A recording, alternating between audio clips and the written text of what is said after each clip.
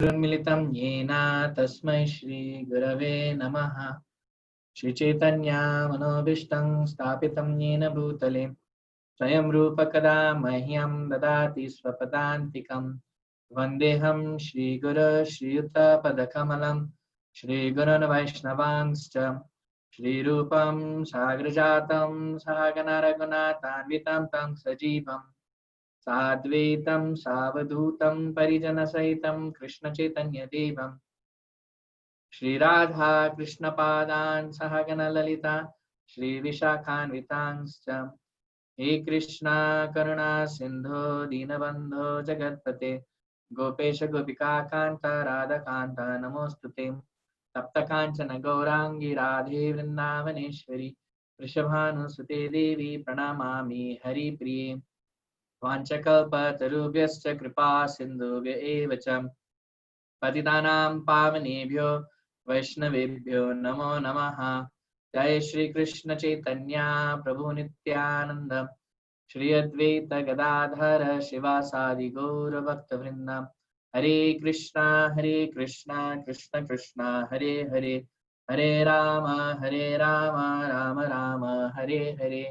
नारायण नमस्कृत्य नरं चैव नरोत्तमं देवीं सरस्वतीं व्यासं ततो जयमुदीरयेत्। नष्टप्राये स्वभद्रेषु नित्यं भागवत सेवया भगवतीरुत्तमश्लोके भक्तिर्भवति नैष्टिकी। ॐ नमो भगवते वासुदेवाय। ॐ नमो भगवते वासुदेवाय। ॐ नमो भगवते वासुदेवाय। हरे कृष्णा। सभी भक्तों को स्वागत है इस प्रसंग में। हम लोग देख रहे हैं अजामिल का उद्धार छठा स्कंद से श्रीमद् भागवतम के।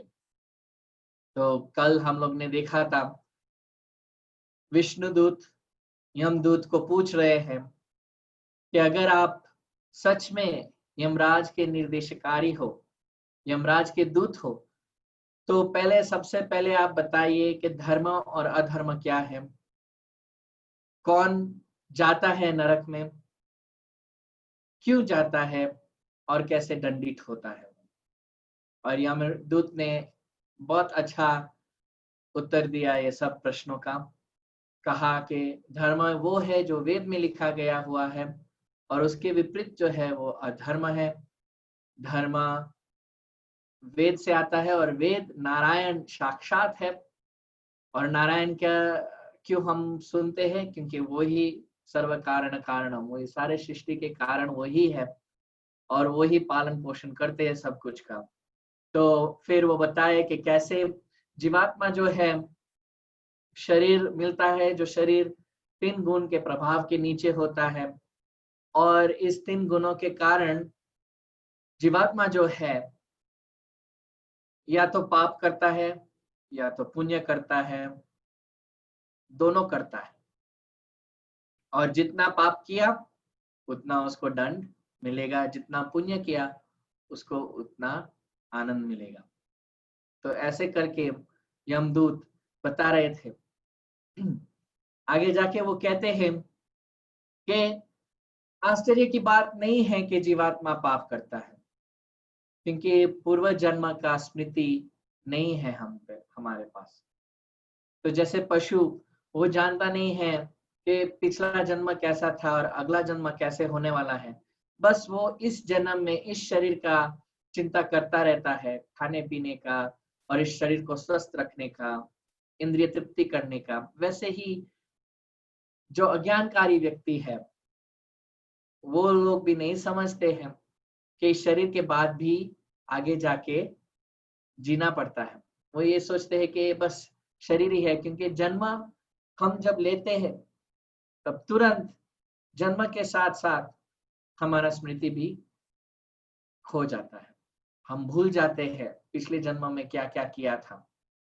तो और आगे का जन्म कैसे होगा वो भी नहीं जानते, इसलिए हम भी व्यस्त रहते हैं इस शरीर में ही कि हम कैसे स्वस्थ रहे, सुखी रहे, और ये शरीर ही सब कुछ है।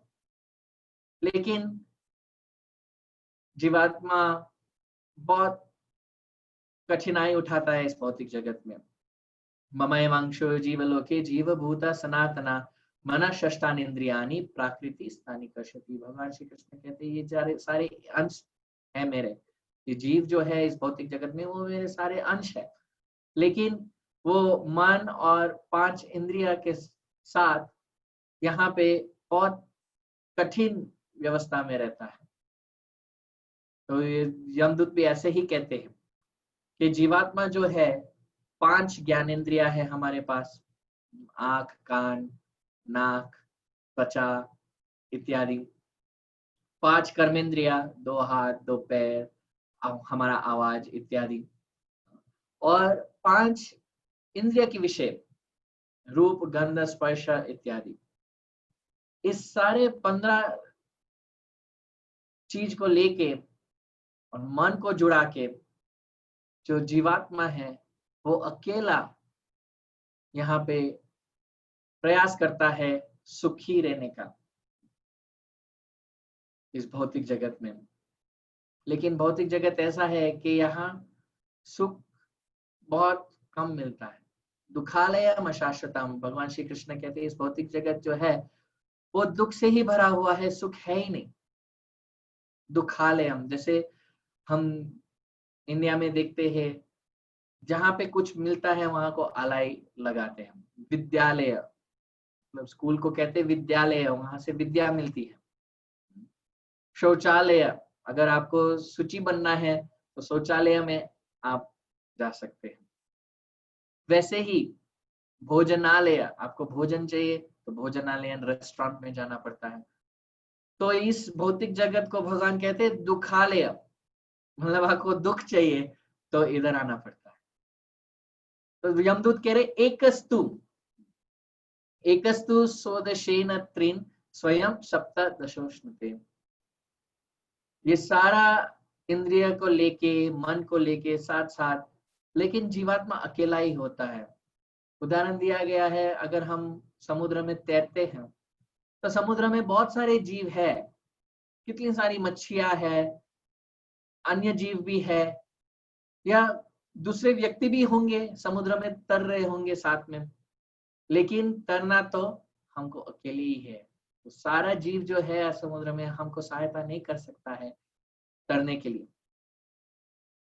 तो समुद्र में जब हम जाते हैं तो अकेले ही तरना पड़ता है। तो इसलिए हम ये समझते हैं कि हाँ, इस इधर मेरी इंद्रिय द्वारा, मेरे मन द्वारा मुझे आनंद मिलेगा, मैं समाज बनाऊंगा। इस भौतिक जगत में सारे मनुष्य 3 चीज खोजते हैं। समाज, हमको समाज की बहुत जरूरत होती है। आप देखिए, आप अगर विदेश जाते हो, जान पहचान नहीं होती है तो तुरंत आप खोजते हो कहाँ समाज मिलेगा, मैं समाज में जाके जुड़ जाऊंगा। आज ही मैं कहीं गया था तो वो बहुत लोग कह रहे थे कि वो इधर आए थे इस देश में, केनिया में, कुछ नहीं जानते थे, सोच रहे थे कहाँ जाना है, क्या करेंगे। तो खोजा कि मंदिर, पास में मंदिर कौन सा है, राधा कृष्ण का मंदिर कहाँ पे है, हम वहां जाएंगे। समाज बहुत जरूरी है, सब लोग ढूंढते हैं। हर व्यक्ति को ये होता है कि हम कुछ ना कुछ समाज से जुड़ जाए। फिर समाज में रहते हैं और क्या ढूंढते हैं, मित्रता। ऋषि मुनि होंगे जो अकेले हिमालय में जाके तप करते हैं, दूसरे सब तो समाज में रहते हैं। समाज में मित्रता चाहिए और क्या चाहिए, प्रेम। ये 3 चीज हम सब ढूंढते हैं, समाज, मित्रता और प्रेम। और हम ये समझते हैं अगर ये 3 चीज हमको मिल जाती तो हमारा सहायता होगा, यहाँ खुशी से रहेंगे, आनंद से रहेंगे। लेकिन ये नहीं समझ पाते हैं कि हम अकेले ही हैं यहाँ पे, और दूसरे जितने भी जीव हैं, ये भ्रम होगा कि ये समाज है, समाज मेरी रक्षा करेगा, या ये मेरे मित्र है, मेरे मित्र मेरी रक्षा करेगा। ये तो स्वजन है। जैसे यहाँ पे आप देख रहे हो, अजामिल मृत्यु के समय पुत्र को पुकारा था, नारायण आ जाओ, बचा लो मुझे। नारायण को पड़ा भी नहीं था कि मेरे पिताजी शरीर छोड़ रहे हैं। तो ये भ्रम होता है कि हाँ, अगर मैं अच्छे से समाज में जुड़ जाता हूँ, मेरे पास अच्छे मित्र होते हैं, स्वजन अच्छे होते हैं, पत्नी पुत्र इत्यादि अच्छे होते हैं, तो मैं बच जाऊंगा। नहीं, सब अकेले ही होते हैं यहाँ पे। और हमको ये समझना है कि हमारा सहायता भगवान कृष्ण के अलावा कोई नहीं कर सकता है। इसलिए हमारा मुख्य कार्य ये होना चाहिए कि भगवान कृष्ण को हम कैसे संतुष्ट रखें। ऐसे कार्य करना चाहिए कि भगवान कृष्ण हमसे संतुष्ट हो सके। और जब भगवान कृष्ण के निर्देश अनुसार हम चलते हैं, जो भगवान चाहते हैं, भगवान कहते हैं सर्वधर्मान परित्यज्य मामेकम शरणम व्रज, मेरे शरण में आओ, तब जाके हम इस भव सागर को पार कर सकते हैं। ये जो बड़ा समुद्र है भौतिक जगत का, अगर हम भगवान कृष्ण की प्रशंसा के लिए सब कुछ करते हैं और भगवान कृष्ण प्रसन्न हो जाते हैं, तो इस भव सागर से हमको निकाल देते हैं। तेषाम अहम समुद्धार्ता मृत्यु संसार वार्तमनि भवामी ना चिरात पार्था। भगवान कहते हैं मैं देर भी नहीं लगाता हूँ, तुरंत निकल देता हूँ।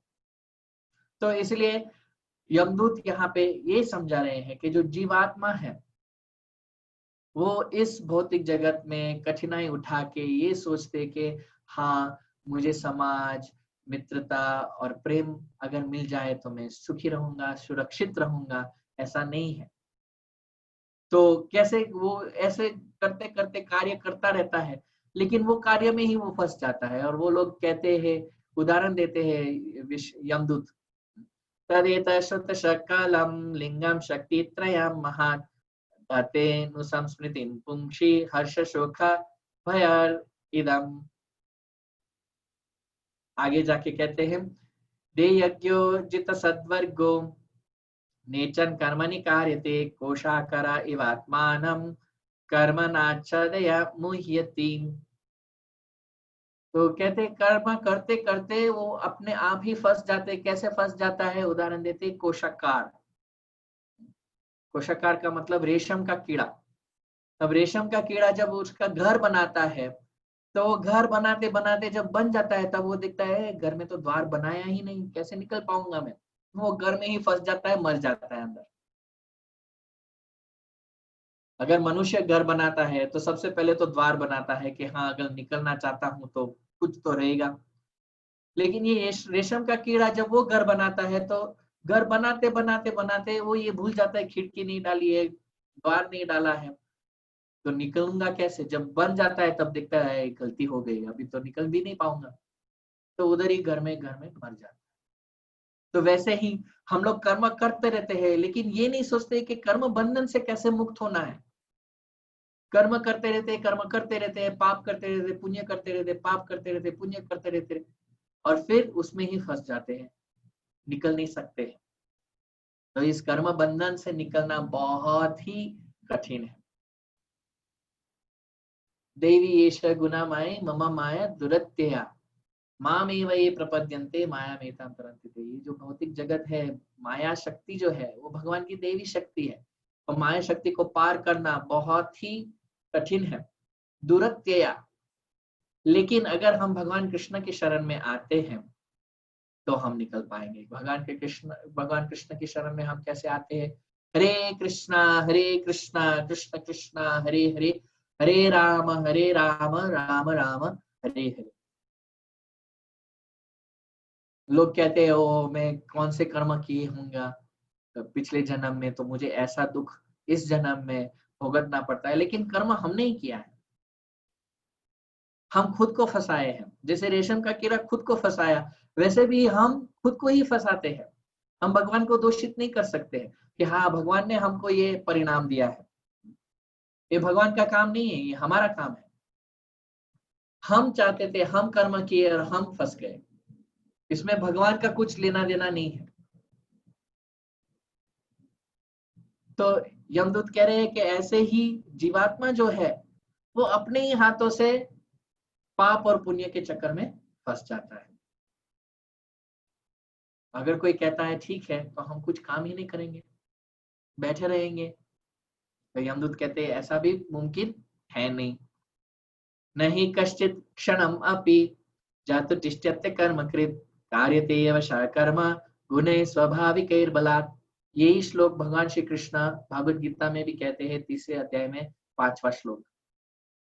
क्योंकि अर्जुन भी यही समझ रहा था कि ठीक है, मुझे युद्ध नहीं करना है, मैं जाऊंगा हिमालय में बैठे मैं तप करूंगा और मेरे स्वजन जो है वो सब बच जाएंगे, हत्या नहीं होगी, और मैं बैठे बैठे ध्यान करूंगा। भगवान कहे कि आप ऐसा नहीं कर सकते, आपको काम करना ही पड़ेगा। जीवात्मा का स्वभाव है, जीवात्मा जड़ नहीं है, चेतन है। तो चेतन होने के कारण उसकी क्रिया होती है। चेतन का अर्थ है क्रिया होना। अगर हम पत्थर को देखें, पत्थर जड़ है, पत्थर में कोई क्रिया नहीं है, ना तो हिलता डुलता है ना तो चलता है। लेकिन जीव जो है वो जड़ नहीं है, तो क्रिया होगी ही होगी। 3 गुण के प्रभाव के नीचे हम ऐसे नहीं कह सकते कि हम कुछ भी नहीं करेंगे, नहीं, करना ही पड़ेगा। नहीं कश्चित क्षणम अपि, एक क्षण भी हम ऐसे बैठ नहीं पाएंगे जड़ वस्तु की तरह। तो इसलिए यमदूत कह रहे हैं कि जैसे हमको शरीर मिलता है 3 गुण के प्रभाव के नीचे, वो 3 गुण का प्रभाव ही हमको कार्य करने में मजबूर करेगा और हमको करना ही पड़ेगा। तो ये स्वभाव है, जीव का स्वभाव है काम करना, सेवा देना, धर्म है जीव का। इसलिए भक्ति विनोद ठाकुर कहते हैं, जीव कृष्ण दास ए विश्वास कर ले तो और दुख नाई। हमको काम करना ही है, हमको सेवा करनी ही है, तो क्यों ना भगवान कृष्ण की करें। जब तक हम माया की सेवा करेंगे, माया की सेवा अलग अलग रूप में होती है। अगर हम भगवान के कृष्ण की सेवा हम कर ले तो हम बच जाएंगे, तब कोई परेशानी नहीं होगी, कोई कठिनाई नहीं होगी, क्योंकि हमारा स्वभाव है सेवा देना। तो अगर हम भगवान कृष्ण का सेवा करते हैं तो हमारा जीवन सफल हो जाएगा। भगवान कृष्ण की सेवा कैसे करते हैं, हम लोग कल भी सुना। भक्ति का प्रारंभ क्या है, श्रवणम कीर्तनम। हरे कृष्णा कृष्ण कृष्ण हरे हरे, हरे राम राम राम हरे हरे। तो यमदूत वहां यहाँ पे बहुत अच्छा सा उत्तर दे रहे हैं और अंत में वो कहते हैं कि एष प्रकृति संगेन पुरुषस्य विपर्यय आसीत एव सन न चिराद ईषत् संग विलीयते। जीव जो है वो भौतिक जगत के साथ संग करता है, कठिनाई में होता है, परेशानी में होता है, लेकिन अगर इस जन्म में ईशत संगात, ईश्वर का अर्थ है भगवान, भगवान का संग वो लेता है तो विलीयते, ये सारा जो भौतिक संसार है उसका वो नष्ट हो जाता है। तो यमदूत ये जानते थे कि सारे लोग नहीं जाते हैं नरक में, जो लोग भगवान के साथ संग करते हैं, मतलब जो लोग भक्त लोग होते हैं, वो नहीं जानते।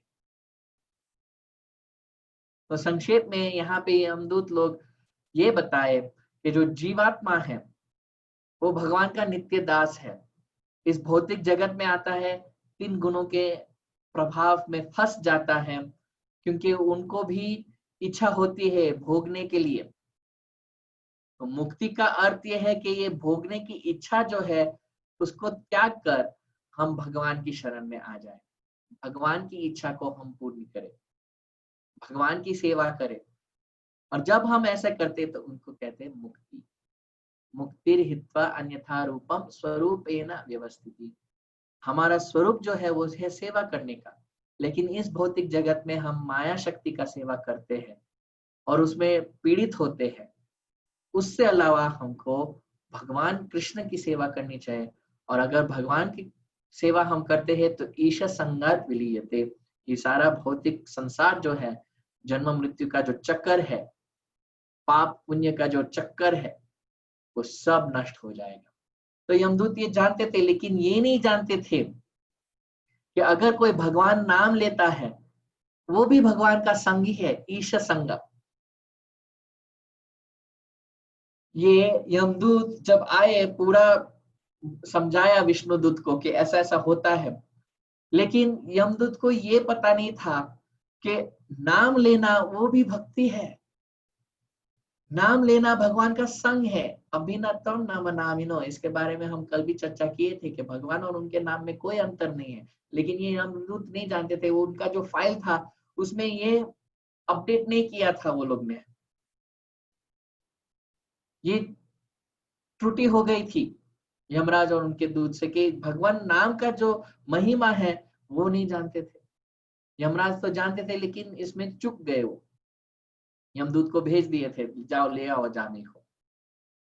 तो अभी यमदूत आगे जाके कहते हैं कि अभी अजामिल अभी बता दिया विष्णुदूत को धर्म क्या है, अधर्म क्या है, कौन दंडित होता है, कैसे दंडित होता है, कौन लोग जाते हैं नरक में, ये सब समझा के अभी यमदूत ये कह रहे हैं कि हमारे साथ अजामिल क्यों जाना चाहिए।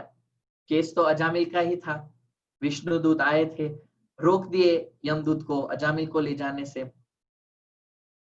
तो यमदूत अभी ये सब समझा के कि कैसे जीवात्मा पाप करता है पुण्य करता है, उसमें चक्कर में फंस जाता है और कैसे उनको छोड़ा जाता है, वो कहते हैं कि ये अजामिल जो है, अभी अजामिल को देख रहे हैं, हमारे साथ अजामिल जाना चाहिए। क्यों? पहले कहते हैं कि अजामिल के गुण कितने थे। अयम ही श्रुत संपन्न, अयम ये आदमी, ये अजामिल वो श्रुत संपन्न था, वो जानता था वेद क्या है, वेद में निपुण था, वो वेद की शिक्षा में निपुण था। तो यमदूत कहते हैं कि अगर कोई अज्ञान में पाप करता है तो उसको दंड थोड़ा कम मिलता है, लेकिन अगर जानता है कि ये पाप है और फिर वो करता है उसको तो हम ज्यादा पीटते हैं। यमदूत ये कह रहे थे। तो ये अजामिल जो है ऐसा नहीं था, पाप पुण्य क्या है नहीं पता था, नहीं, वो शुद्ध संपन्ना, वेद अच्छी तरह समझता था, अच्छी तरह पढ़ा था, निपुण था उस शिक्षा में, इसलिए इसको ज्यादा दंड हम देंगे, जानते हुए कि ये वेद के विपरीत जीवन है फिर भी उन्होंने ऐसा किया, तो हम इसीलिए उसको ज्यादा, तो इसलिए कहते हैं श्रुत संपन्ना, शील वित्त गुणालय। शील, अजामिल का गुण था शील। शील का अर्थ है कि जो हमारे से बड़े हैं, चाहे ज्ञान में या उम्र में, उनके सामने नम्र भाव में पेश आना। अगर कोई विद्या बहुत है उसमें और घमंड भी है तो कोई उसको पसंद नहीं करता, लेकिन अजामिल शुद्ध संपन्न होके भी, वेद में निपुण होके भी इतना नम्र था कि हमेशा उनके जो बुजुर्ग थे सब, उसके सामने वो हमेशा नम्र भाव से पेश आता था, इसलिए शीला। गुणालय, उनके पास गुण भी थे। कैसे गुण? सबसे प्रथम गुण जो है वो है क्षमा। क्षमा का दो अर्थ होता है। क्षमा का ये अर्थ होता है अगर किसी ने हमसे कुछ किया है और हमको अच्छा नहीं लगा तो क्षमा कर देना, उसको कहते हैं क्षमा, फॉरगिवनेस। ठीक है उसने ऐसे कर दिया, ठीक है जाने दो। और दूसरा क्षमा का अर्थ है सहन शक्ति।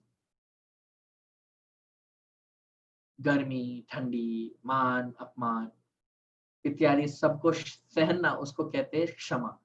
तो अजामिल ऐसे क्षमा, दया सब गुण से संपन्न था।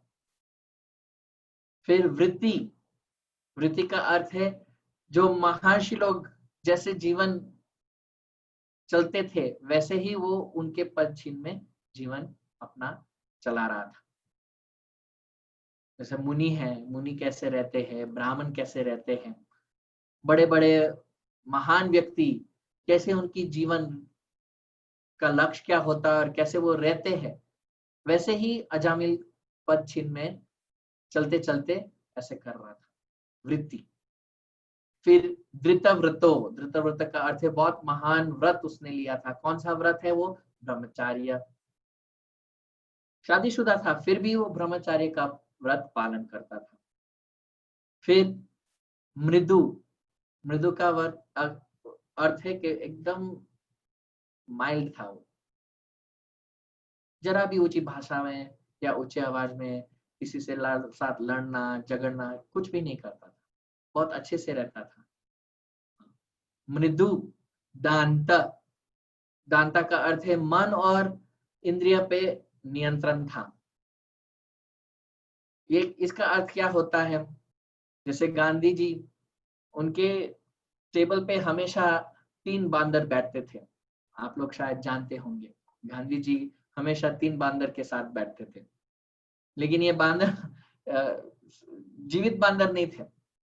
एक बांदर उसने आंख बंद कर दिया था ऐसे, दूसरे ने कान बंद कर दिए थे और तीसरे ने मुंह बंद कर दिया था। तो गांधी जी हमेशा ये 3 बांदर को रख के ये समझते थे कि एक बताता है कभी बुरा नहीं देखना है, दूसरा बताता था कभी बुरा सुनना नहीं है, और तीसरा बता रहा था कभी बुरा बोलना नहीं चाहिए। तो ये इसका अर्थ है दांता। अजामिल कभी भी किसी का मन और इंद्रिय पे नियंत्रण का अर्थ है हमेशा बुराई से दूर रहता था, ना तो वो देखता था, ना तो सुनता था उसके बारे में, ना तो किसी और को बता रहा था।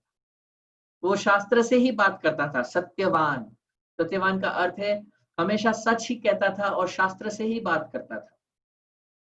जो भी देखा है, जो भी सुना है वो ही कहता था, झूठ नहीं बोलता था। तो शास्त्र पे आधारित ही बात करता था। सुचि मतलब व्यभिचार से वो बहुत दूर रहता था, व्यभिचार जैसा चीज इसके जीवन में था ही नहीं।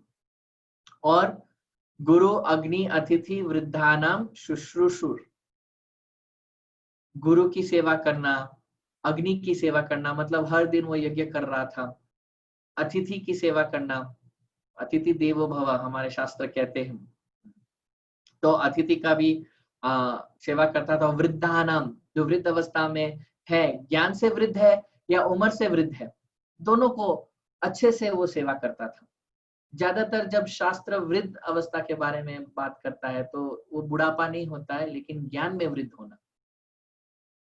तो अजामिल सबकी सेवा करता था और अंत में वो सर्वभूत सुहृद, सब जीव से वो मित्रता रखता था।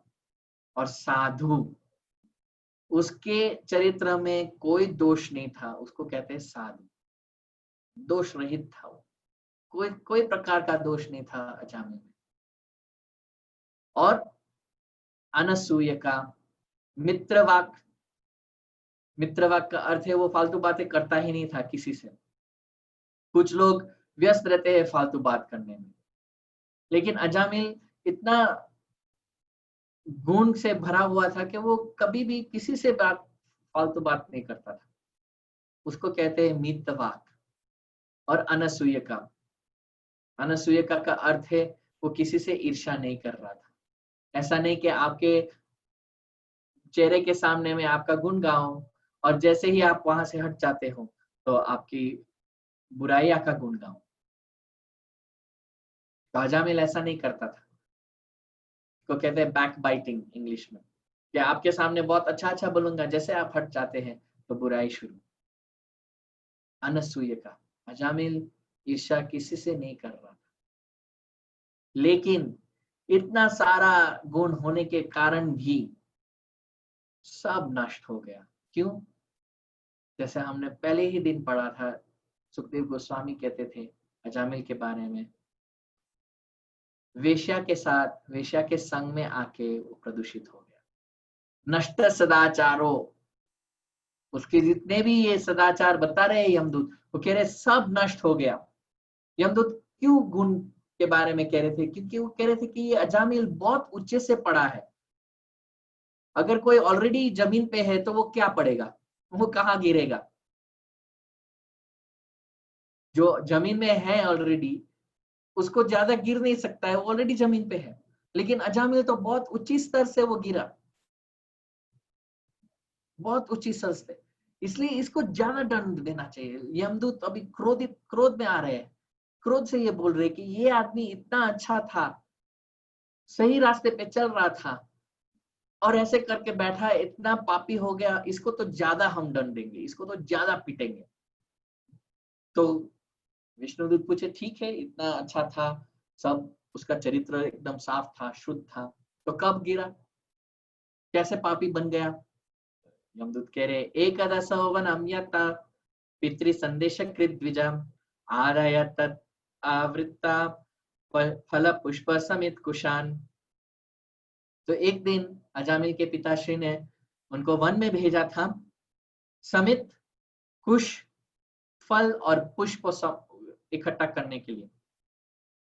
तो अजामिल गया, जैसे हर दिन जाता था। एक दिन वो गया, पुष्प लिए, फल इकट्ठा किए। समित और कुश, समित का अर्थ है कि अग्नि जलाने के लिए छोटे छोटे लकड़ी होती है समित, और कुश, कुश ग्रास, बहुत ही जो घास है वो कुश का, वो बहुत ही शुभ माना जाता है और यज्ञ में होता ही होता है। तो ये सारा लेके वो लौट रहा था घर पे, तो क्या ददर्श कामी नाम कांचित क्षुद्रम सह भुजिशया पित्वा च मधु मैत्र्याम मादा गुणित नेत्रयाम। तो लौटते हुए अजामिल ने क्या देखा, एक बहुत ही कामी व्यक्ति, एक शूद्र काम अवस्था में भरा था, वो अपने ही बाहों में एक वेश्या को लेके वहां पे खड़े थे और क्या कर रहे थे, मदिरा पी रहे थे। और वो जो वेश्या थी उसके आंखें नशीली हो गई मदिरा पीते हुए, तो इधर उधर देख रही थी। अजामिल ये सब देखा। मतया विश्लतन निव्या व्यापेतम निरपत्रपम क्रीडंतम अनुगायंतम हसंतम अनयांतिके। और आगे क्या देखा कि वो जो वेश्या थी वो इतनी नशे में थी, उसके कपड़े भी ठीक से नहीं रह रहे थे, उसके शरीर में निकल रहे थे और उसको पता भी नहीं था।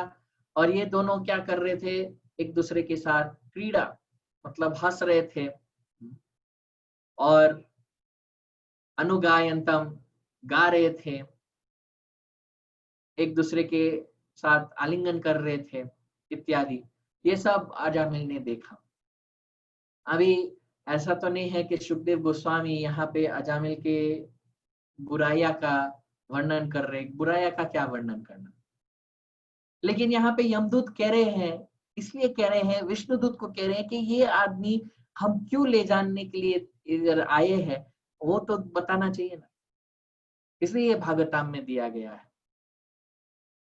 ऐसा नहीं है कि भागवतम में हम ये सीख पाए कि हाँ दूसरे की बुराई बहुत लंबे विस्तार से अच्छे से बतानी चाहिए, नहीं, ये उद्देश्य था यमदूत का। ना तो सुखदेव गोस्वामी, जब सुखदेव गोस्वामी अजामिल के बारे में बोल रहे थे तो 2-3 श्लोक में ही बता दिया कि कैसे ये पापी था, महापापी था और अभी मृत्यु के समय में ऐसा घटना हुई। सुखदेव गोस्वामी ऐसे बता रहे, यमदूत थोड़ा विस्तार से बता रहे। क्यों? क्योंकि वो चाहते हैं कि विष्णुदूत ये समझे कि अजामिल सचमुच बहुत महापापी है और हमको उसको ले जाना है। लेकिन ये हमको नहीं देखना चाहिए कि हाँ देखो यमदूत यहाँ पे अजामिल का बुराई का विस्तार इतना ज्यादा बोल रहे हैं, तो हमको भी ऐसे छूट मिलता है कि हाँ दूसरे की इसी बुराई करें। जब दूसरे को मिलते हैं तो हाँ आप जानते हो वो प्रभु जी ने क्या किया, ऐसा ऐसा किया, वो माता जी ने क्या किया, ऐसा ऐसा किया, और डिटेल में बताते हैं। कुछ लोग तो टाइम कैसा था, कौन सा वक्त बज रहा था, सब कुछ बता देते हैं। इतना डिटेल में तो भगवान का दर्शन भी नहीं देखते। अगर आप याद करना प्रयास कीजिए कि आज भगवान ने कौन से वस्त्र, कौन से रंग के वस्त्र पहने हैं, बहुत मुश्किल होगा। लेकिन हाँ बुराई पे, ओ 1 महीने पहले किसी ने क्या किया होगा वो पूरा याद होगा, कैसे किया, क्या बोला, किसको बोला, कैसा मारा, कैसे किया, सब। ये पढ़ के, ये जो भाग है भागवतम पढ़ के, हमको ये नहीं समझना चाहिए कि हाँ यमदूत प्रचार कर रहे हैं अजामिल के बुराई के बारे में, नहीं, प्रचार भी नहीं कर रहे हैं। वो विष्णुदूत को ही बता रहे हैं और विष्णुदूत से बताने के बाद किसी और को पता नहीं चलेगा, वो वापस चले जाएंगे, प्रचार नहीं कर रहे। दूसरा, ऐसा नहीं है कि वो लोग को मजा आ रहा है कि हाँ अभी कितना ये महापापी था, इसका बुराई के बारे में बताओ और आनंद लो, नहीं, वो बस प्रयास कर रहे हैं विष्णुदूत समझ जाए कि ये कितना पापी था, इसलिए हमको अनुमति दे दे, हम अजामिल को लेके वापस लौट जाए। इसलिए वो भागवतम में दिया गया है। ऐसा नहीं है कि भागवतम ऐसा ग्रंथ है जिसमें सबकी बुराइयां का लंबा विस्तार से बताया गया है, नहीं, हमको ये नहीं समझना चाहिए। जो भक्त है भगवान के, वो हमेशा अच्छा ही दिखते, बुरे से बुरे व्यक्ति होगा कोई, फिर भी अगर वो नाम लेता है तो अच्छा ही दिखते। ये सीख हमको इसमें मिलती है कि अजामिल ने जितने भी पाप किए थे लेकिन नाम लिया था। विष्णुदूत आगे जाके बताएंगे, भगवान का नाम लिया था उसने, तो ये सबसे अच्छा काम किया उसने। तो हम अभी ये सुन रहे हैं अजामिल के पापों का वर्णन, लेकिन इस भावना से सुनना चाहिए कि ये जो यमदूत कह रहे हैं वो सिर्फ और सिर्फ इसलिए कह रहे हैं कि वो लोग अजामिल को साथ में ले जाना है के लिए प्रस्तुत कर रहे हैं सब, कि हमको अजामिल के साथ जाना है। इसलिए नहीं कर रहे कि वो लोग को मजा आ रहा है या ये जो बुराई कर रहे हैं वो हमको भी अपनाना चाहिए दूसरे की बुराई करने में।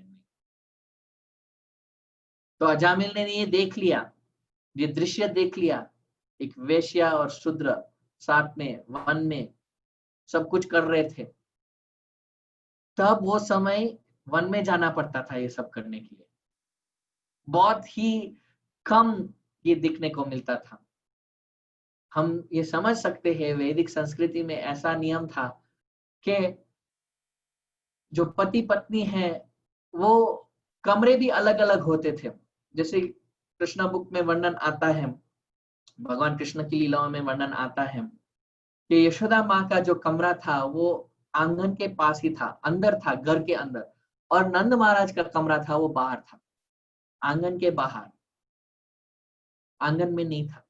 आंगन में सिर्फ स्त्रियां ही होती थी और आंगन के बाहर सब पुरुष का कमरा होता था।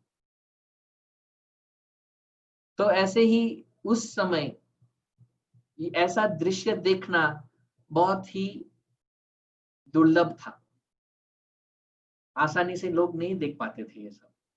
और आजकल आजकल रूम में बैठे बैठे हुए आप सब देख सकते हो। मोबाइल फोन, सोशल मीडिया, ये सब इंटरनेट, ये सब ऐसा हो गया है कि अभी ये ना देखे ना तो लगता है कि क्या हो गया, क्योंकि सब जगह अभी दिखने को मिलता है। श्रील प्रभुपाद लिख रहे हैं कि अगर आप विदेश में जाए तो विदेश में तो ये दिखता ही है सब जगह। तो अजामिल एक बार देखा ये दृश्य, और आगे जाके उसका क्या हाल होगा वो हम देखेंगे। यहाँ पे इस समय ये दृश्य देखने का तो बहुत ही सरल हो गया है, हर जगह दिख रहा है। तो अगर हम ये सोचे कि ये सब देखने के बाद कोई अपने आप में नियंत्रण कर सकता है, बहुत ही मुश्किल होगा। लेकिन अगर कोई भगवान कृष्ण के पास जाए और उनका शरण ले, यम नियम जो इस कृष्णा भावनामृत संघ के है उसको पालन करे अच्छे से, तो भगवान कृष्ण सुरक्षा करते हैं। तो ये देख के अजामिल के मन में कुछ होने लगा। दृष्ट्वा तं कामलिप्तेन बहुना परिरंभितं जगामरिच्छया वासं सहस्यैव विमोहिता। रिच्छया, उसके हृदय में जो काम वासना थी, वासम, वो बहुत ही कोशिश किया उसने दबाने के लिए, क्योंकि ये सब देखा तो वो जो काम वासना थी हृदय में वो जग गई, पूरा जग गया। अजामिल के सामने उसके मन में भर गया ये काम वासना, ये दृश्य देख के ही। वैसे ही हमारे हृदय में कृष्ण भावना है ही। ये कृष्ण भावना जो है वो हमारा स्वभाव है, लेकिन हम भूल चुके हैं वो कृष्ण भावना का स्वभाव जो है, कृष्ण प्रेम जो है हमारे हृदय में ढक गया है। तो जैसे अजामिल वो दृश्य देख के उसकी काम वासना जग गई, वैसे ही हमको हमारा कृष्ण प्रेम जगाना है भक्ति में जोड़ के। जब तक जोड़ेंगे नहीं तब तक वो जागेगा नहीं कृष्ण प्रेम। हम जो यह देख रहे हैं अलग नहीं है भौतिक संस्कृति और आध्यात्मिक संस्कृति। आध्यात्मिक जीवन, भौतिक जीवन ज्यादा अंतर नहीं है, कार्य तो वो ही है, लेकिन आध्यात्मिक जीवन में भगवान के प्रति सब होता है और भौतिक जगत में हम अपने इंद्रिय तृप्ति के लिए सब कुछ करते हैं। तो अजामिल ये दृश्य देखा, काम वासना जो सोई हुई थी वो जग गई। वैसे ही अगर हम भगवान के मंदिर में आते हैं, भगवान के नाम श्रवण करते हैं, भगवान की लीलाओं के बारे में श्रवण करते हैं, तो जो कृष्ण प्रेम है नित्य सिद्धा, जिससे हमेशा हमारे हृदय में है, वो श्रवण आदि शुद्ध चित्ते करय उदय, भगवान के बारे में सुनते सुनते, उनके नाम गुण रूप इत्यादि के बारे में सुनते सुनते वो कृष्ण प्रेम जो है वो जग जाएगा। तो यहाँ अजामिल ने ये देखा, स्तंभायन आत्मनात्मानं यावत् सत्यं यथा श्रुतं न शासक समाधातुं मनोमदन वेपितम्। अजामिल तो वापस चला गया घर पे, लेकिन ये जो दृश्य था वो उसके मन से निकल ही नहीं रहा था। बहुत कोशिश किया उन्होंने, शास्त्र के सारे यथा सत्वम यथा श्रुतम, जितना उसका हो सका सब कुछ जो इसने पढ़ा था, सुना था शास्त्र के बारे में, सब कुछ याद कर लिया। ये मेरा तो ब्रह्मचर्य का व्रत है, बहुत कोशिश किया, लेकिन मन जो था वो ये शास्त्र का शासन मानने के लिए तैयार ही नहीं था और मन को नियंत्रण करने में अकामयाब हो गया। उनकी जो काम वासना थी वो एकदम जग गई थी, मन को भी ढक दिया था, मन से भी बाहर चली गई थी। तो इसलिए अगर कोई ज्ञान में भी इतना व्यस्त है, इतना निपुण है ज्ञान में, फिर भी अजामिल का कर्म था ब्राह्मण का, ज्ञान भी था बहुत, फिर भी ये काम वासना को नियंत्रण करने में असफल हो गया। इनके द्वारा विद्वांसम अपिकर्षति, जो विद्वान लोग भी होते हैं वो भी इसमें गिर जाते हैं। तो इसके अलावा अभी यहाँ पे भक्ति के बारे में आता है कि भक्ति ही एकमात्र चीज जो है जो ये सारा काम, क्रोध, लोभ, मोह इत्यादि को पूरी तरह निकाल सकते हैं। अगर हम भक्ति करते हैं, भगवान के शरण में आते हैं, उनके सुरक्षा में आते हैं, तो ये सारा कोई भी हमको इफेक्ट नहीं होगा, प्रभाव नहीं पड़ेगा इस चीज का। बहुत सारे उदाहरण हैं। विश्वामित्र का हम लोग ने 2 दिन पहले देखा था। विश्वामित्र वो ज्ञान कर रहे थे, तप कर रहे थे, सब कुछ छोड़ दिया था, राज्य छोड़ दिया था, घर परिवार छोड़ दिया था, लेकिन जैसे ही मेनका आई सामने तुरंत गिर गए। महातपस्वी थे, लेकिन मेनका के सामने वो तप, ज्ञान इत्यादि कुछ नहीं टिकता, सब कुछ भूल गए। और हम देखते हैं हरिदास ठाकुर, यहाँ तो अजामिल ने देखा ही था वन में वेश्या को, और वेश्या को देख के कि वो लोग क्या कर रहे थे, इतना प्रभाव पड़ा अजामिल के मन में कि वो अजामिल का जो काम वासना था वो सब कुछ जग गया और वो उसके ही बारे में सोचने लगा। लेकिन हरिदास ठाकुर के पास तो वेश्या भेजी गई थी।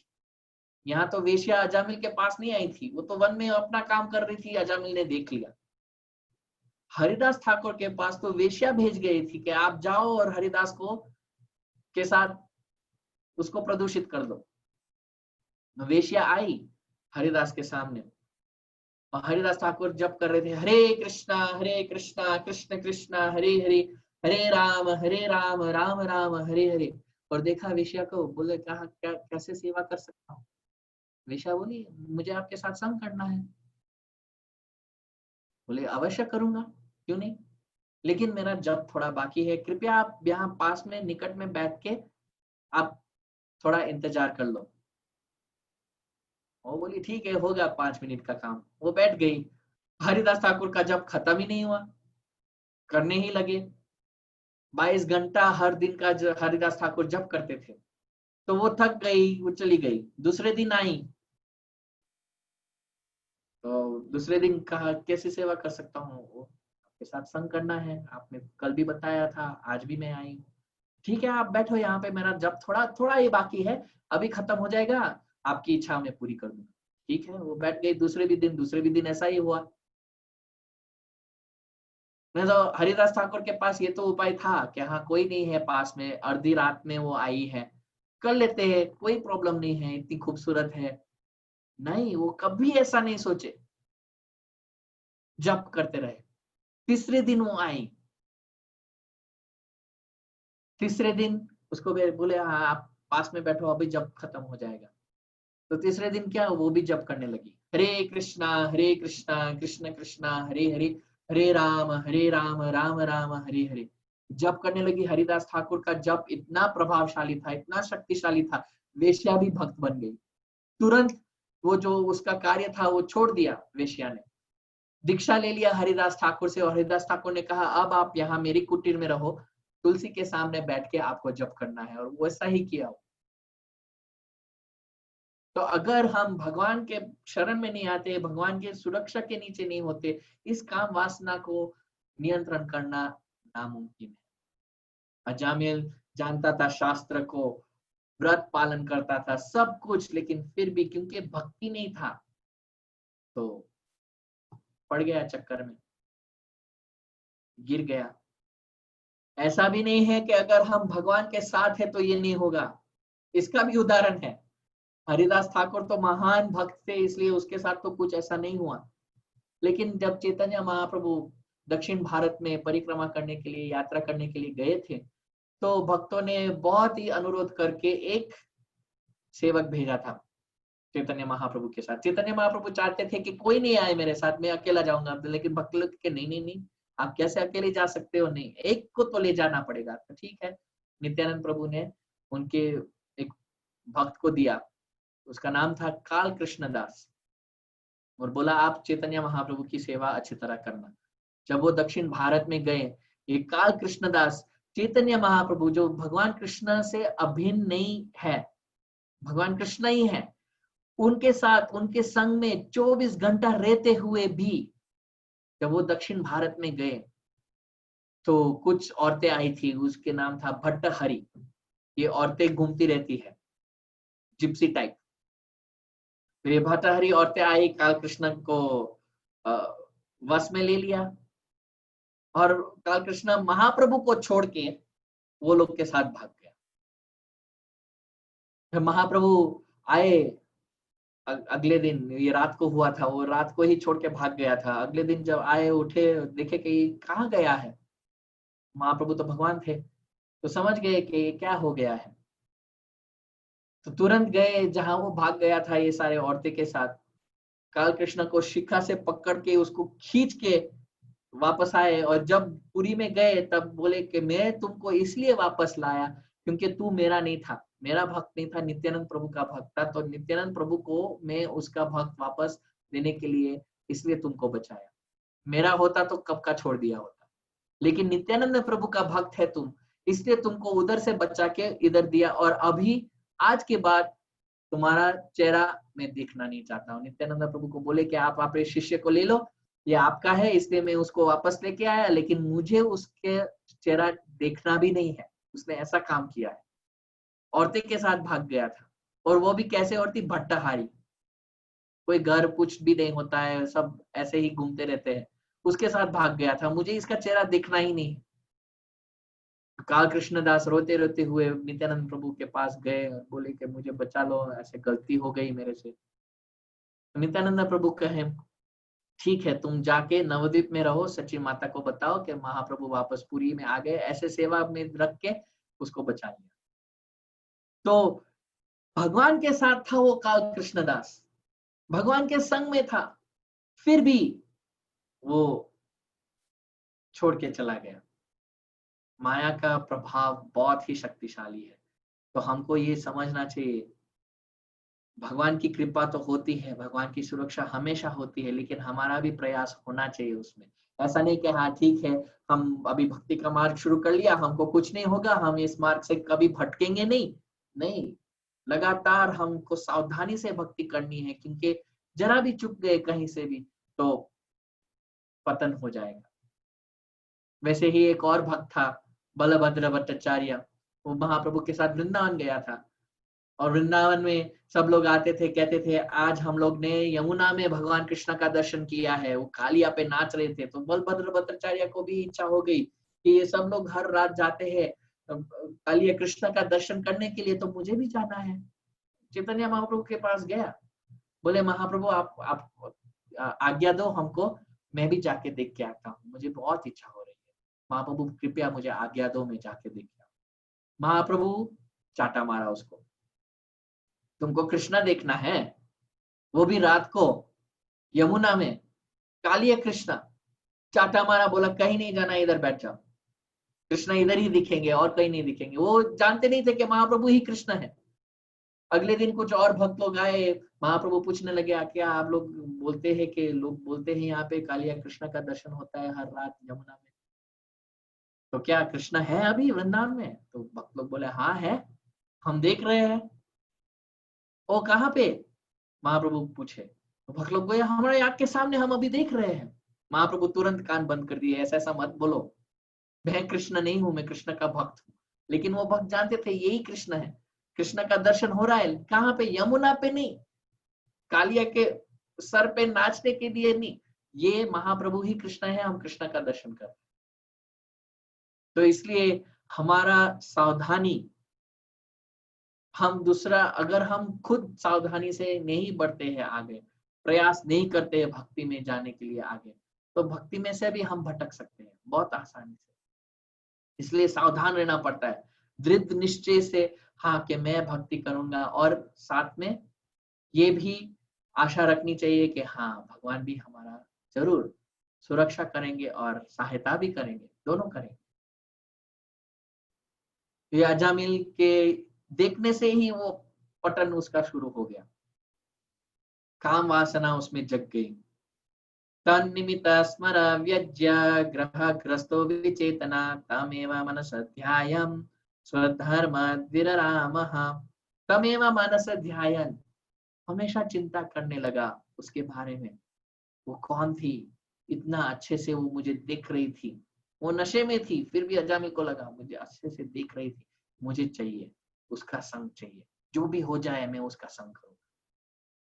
भगवान कहते हैं ध्यायतो विषयान् पुंसां संगस्तेषुपजायते संगात् संजायते कामा काम क्रोधो विजायते।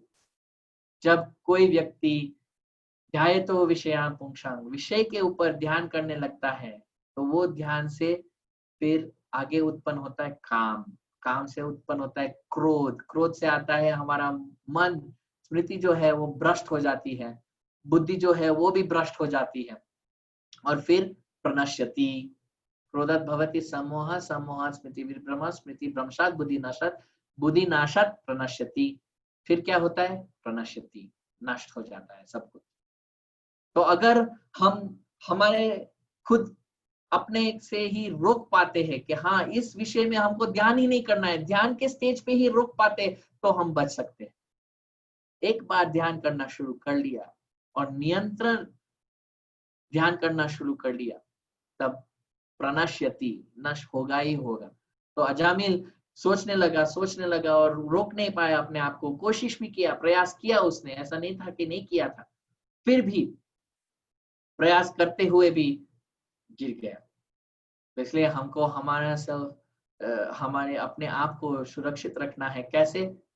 भगवान नाम से।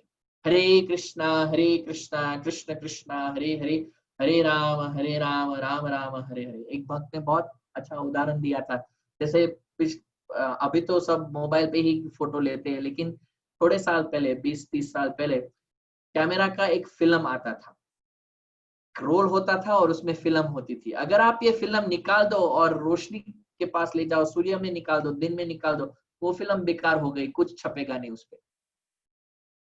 और अगर आप वो फिल्म एक बहुत ही अंधकार भरा हुआ कमरे में आप जाओ और उधर आप खोलो, तो जितने भी फोटो खींचे थे वो सब आप छप सकते हो। तो इसलिए अगर हम भगवान कृष्ण का, जो कृष्ण सूर्य समा माया है अंधकार, जहां भगवान कृष्ण है वहां माया का अधिकार नहीं है। तो अगर हम हमारी इच्छा भगवान के सामने रख दे कि भगवान ऐसा है, बचाओ, आप सूर्य समा हो, आप सब जला सकते हो तो जला देंगे। अगर हम सोचते नहीं नहीं नहीं भगवान के पास नहीं जाना, मैं मेरे कमरे में जाके इसके बारे में थोड़ा ध्यान करूं, तो गए काम से। तो इसलिए ये विषय जो है, इंद्रिय के विषय जो है, उससे बचना चाहिए। अजामिल ये एक ही औरत, ऐसा नहीं था कि उसको काम वासना, वो तो शादीशुदा था, उसको अगर काम ही था तो पत्नी के साथ भी वो पूरा कर सकता था, लेकिन उसको ये ध्यान करते हुए कि हाँ यही औरत चाहिए। ये काम का प्रभाव है। स्वैरिंग्य पांग रूपिना, स्वैरिन्य पांग विदधि। अजामिल ने ये ही एक स्त्री के लिए अपना काम जगाया और इसलिए उसका बुद्धि नष्ट हो गया। अंत में यमदूत कहते हैं यतस्ततस चोपनिन्ये न्यायतो न्यायतो धनम भारस्य कुटुंबिन्या कुटुंबम मंदधीर अयम। अजामिल ने सारे उनके जो पैसे थे इसके पीछे लगा दिए, पिताश्री के पास जो भी उसको मिला था सब कुछ इसके पास लुटा दिया। जो भी वो चाहती थी वो आके लेके दे देता था। सब पैसा, जब पिताजी का पैसा खत्म हो गया तब चोरी लूटपाट इत्यादि करने लगा, जो हम लोग ने पहले भी देखा था। और किस लिए? जो वेश्या थी उनके पुत्र और पुत्रिया को पालने के लिए। कुटुंबिन्या मतलब उसके पहले से ही बच्चे थे, उसको पालने के लिए, खुद के नहीं थे।